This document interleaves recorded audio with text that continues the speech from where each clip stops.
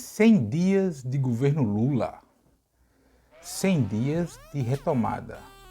E tem mais coisa para vir por aí também. Vem comigo.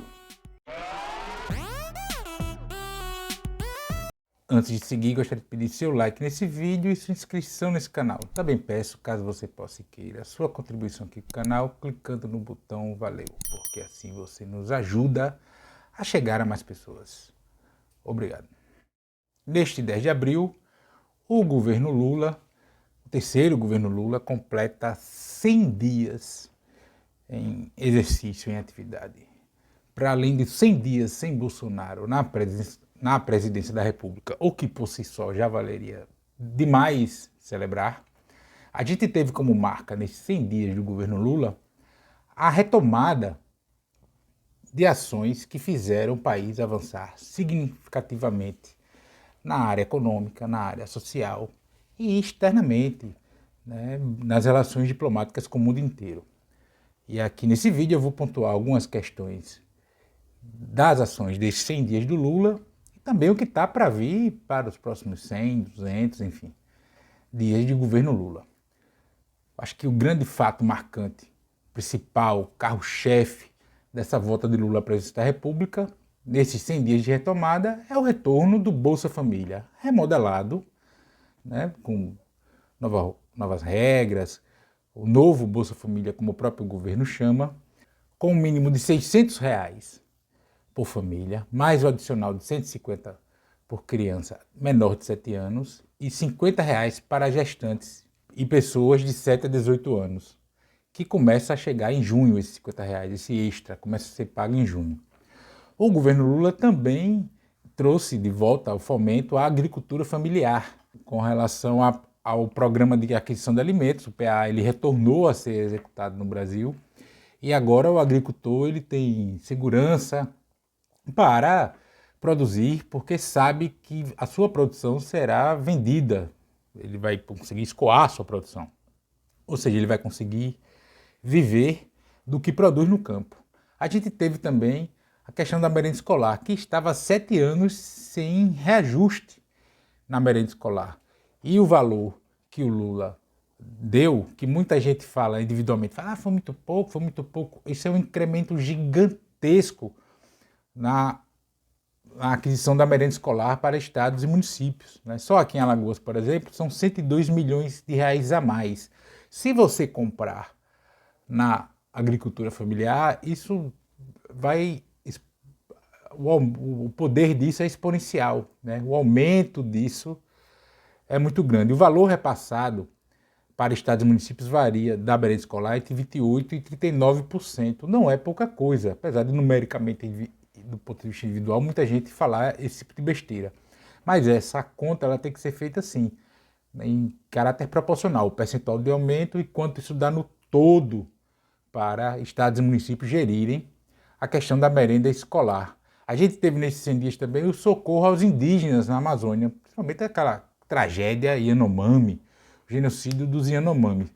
E a ação do governo federal foi urgente, foi preponderante para começar a pôr fim, seja ao garimpo ilegal na Amazônia, tanto ao socorro dos indígenas que estavam literalmente morrendo de fome, né, sem ter o que comer.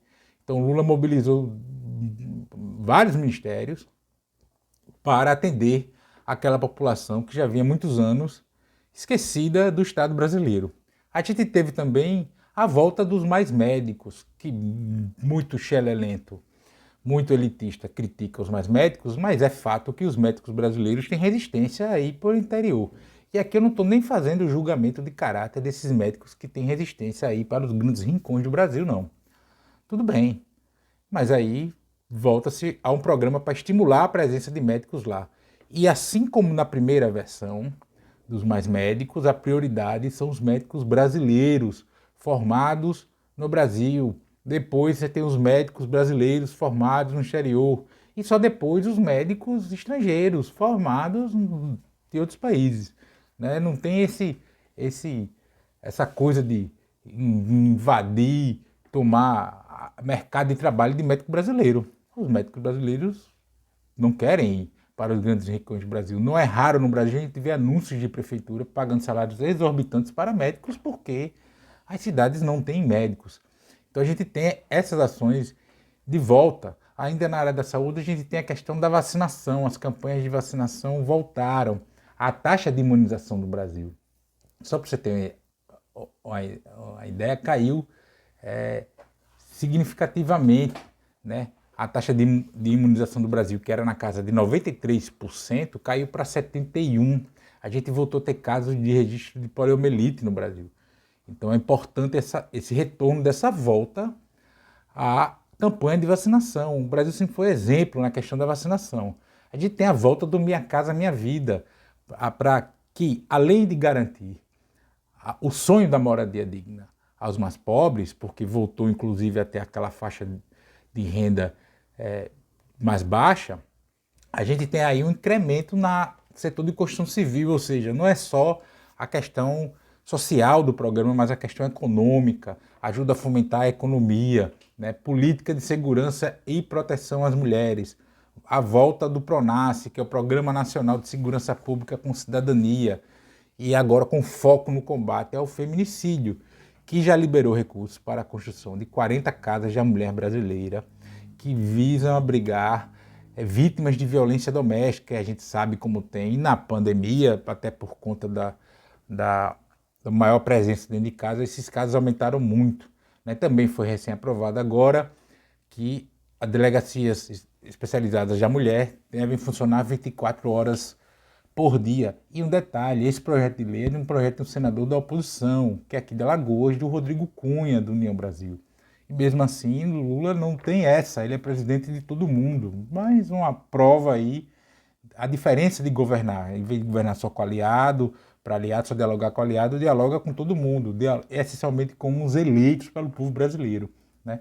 Além disso, a questão da Casa da Mulher tem um Ligue 180, né, para o WhatsApp, para fazer denúncia, enfim. A gente tem de volta políticas de promoção de igualdade racial no Brasil, né, com a volta do Ministério da Promoção da Igualdade Racial, e aí a criação de programas a Quilomba Brasil, para promover direitos da população quilombola, um grupo de trabalho interministerial para elaborar um novo Programa Nacional de Ações Afirmativas, que está em vias de ser concluído, e também Lula determinou a conclusão do Plano de Juventude Negra. Tem uma série de medidas aí, e aí você tem na promoção da igualdade racial a ministra Aniele Franco, irmã da vereadora Marielle Franco, assassinada no Rio de Janeiro. Você tem no Ministério dos Direitos Humanos o professor Silvio Almeida, que é um expoente na área, transita muito na academia, tem muitos trabalhos acadêmicos sobre isso. Então, a volta a se debater isso, e não esse negócio de matar o diferente, que é coisa de mimimi que a gente estava vendo aí, e aumentando significativamente a violência, não só contra as mulheres, mas contra negros e negras, e povos originários, povos tradicionais, enfim. E a gente tem a volta de políticas culturais, né? Que a máquina, essa coisa do Bolsonaro aí disseminou muito besteira de Lei Rouanet, etc., de toda a lei de incentivo à cultura, desvirtuando inclusive recursos públicos destinando à cultura para questões que não têm a ver com a promoção cultural brasileira. Então Lula voltou em 23 de março, ele assinou o decreto que regulamenta o financiamento cultural no país e estabelece as regras de acesso à Lei Paulo Gustavo, à Lei Aldir Blanc, o Programa Cultura Viva e a questão da Lei Rouanet. Então a gente tem a volta desse tipo de políticas de incentivo à cultura no país. E isso é um resumão desses 100 dias, além da retomada de contatos diplomáticos com países do mundo inteiro. Pouco mais de 30 países já conversaram com o Lula ou querem conversar com o Lula, enfim, o Lula é muito requisitado e o Lula está viajando para a China, né? Adiou porque ficou doente, mas está indo para a China. Então a gente tem a volta do Brasil no cenário no cenário institucional, diplomático, internacional, que foi muito desgastado nos últimos anos e o Lula vai retomar esse cenário. Mas isso foi agora nos 100 dias, a gente tem o para frente, o que está por vir aí. A gente tem a valorização do salário mínimo, que também talvez seja o grande carro-chefe do daqui para frente, né, que vai aumentar. Em 1º de maio a gente tem um novo aumento do salário mínimo, ou seja, volta a ter a política de valorização do salário mínimo, com regras estabelecidas em diálogo com empresários e com o movimento sindical. A gente tem a questão da lei do salário igual para homens e mulheres que exerçam a mesma função. Apesar disso já deveria ser voga há muito tempo no Brasil, precisou vir uma lei, uma decisão explícita sobre esse tipo de coisa, para que o Brasil pare de ter essa distinção entre homens e mulheres no mercado de trabalho, né? Tem a questão de limpar dívidas, um programa que deve estar sendo lançado nos próximos aí, que vai para limpar a dívida do nome dos brasileiros. Já tem 10 bilhões de reais para garantir essa quitação de dívidas, mas isso pode vir mais, né? E deve atingir cerca de 40 milhões de pessoas nessa questão do programa de limpar o nome, né? Que é chamado Desenrola Brasil. Questão do crédito para quem produz. O governo está preparando uma política de crédito com a ajuda dos bancos públicos para estimular diferentes setores, preponderantemente de pequenos e médios empreendedores, cooperativas. Também vai ter para o agronegócio e para a agricultura familiar, né? Não pode pensar crédito no todo apenas para um segmento. E para a questão do crédito, daí a importância de você reduzir os juros do Banco Central, a taxa básica de juros. É por isso que o Campos Neto é um sabotador da República, não é do governo Lula, é da República, porque mais crédito mais barato, mais dinheiro circulando, as pessoas podem investir nos seus negócios, podem expandir, contratar mais, comprar mais, enfim, ajuda demais a roda da economia a girar no Brasil. A gente tem também a retomada de obras paralisadas, em diálogo com os 27 governadores do país, quais obras paralisadas são prioridade para os seus estados nesse momento. Então isso ajuda também a fomentar a economia, a indústria da construção civil no Brasil, que já foi uma das maiores do mundo e que a Lava Jato ajudou a destruir. Ah, mas tem a corrupção, não sei o que. Apura-se se tiver corrupção, se não tiver, pune-se os culpados, havendo ou não, mas a indústria precisa continuar funcionando. Em outros países que houveram casos semelhantes, de denúncia, etc., as empresas não pararam de funcionar. A Coreia do Sul não fechou, não quebrou a Samsung, por exemplo, que teve um caso lá, enfim, de corrupção, de suspeita de corrupção. Então isso vai gerar emprego, vai gerar renda e fomenta também a economia brasileira. A gente tem a questão do saneamento, né? O Lula já editou decretos que permitem a 3 mil municípios terem acesso a recursos federais para obras de saneamento. Saneamento é investir na saúde. Quanto mais saneadas são as cidades, menos doentes a sua população fica. Tem aquele ditado, que não sei se viu de novela, enfim, que saneamento de esgoto ninguém quer fazer porque está embaixo da terra, não dá voto, mas é essencial. Garante água tratada, garante o destinamento dos resíduos sólidos, enfim. Questão dos impostos. Lula sempre falou que ia colocar o pobre no orçamento e o rico no imposto de renda. Então, a partir de 2024, quem receber até 2 salários mínimos não vai declarar imposto, vai estar isento. E a meta é que chegue ao fim do mandato, quem receba até 5 mil reais de salário mensal está isento do imposto de renda.